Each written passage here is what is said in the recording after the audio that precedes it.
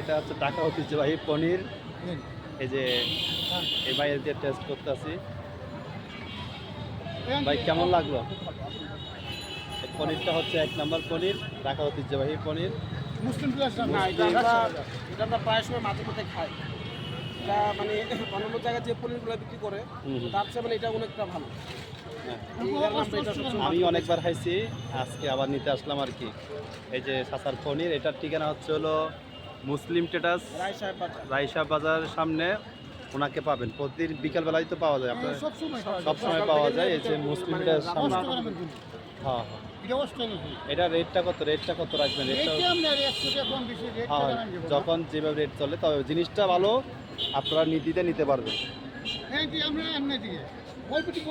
আপনার নামটা কি বলেন? আমার নাম ফামিদ মিয়া। আপনার মোবাইল নাম্বারটা বলেন। আমি অষ্টমকে বানায় পনির আনি, আইনারা সেবাগার মুসলিম প্লেসের সামনে বেশি। হ্যাঁ যে খাইব সেই পনির খাইয়া যদি মজা পা তাহলে আবার আসবো। আমিও আবার আসছি, হ্যাঁ, আপনারা আসলে ঠকবেন না। আচ্ছা যাক, ধন্যবাদ ভাই। আমি এই পনির ব্যস্ত ব্যস্তে আমি পাইছি হচ্ছে পনির ব্যস্ত অষ্টমের পনির মহান হয়েছে যে 900 টাকা কেজি। আচ্ছা ঠিক আছে, ওকে।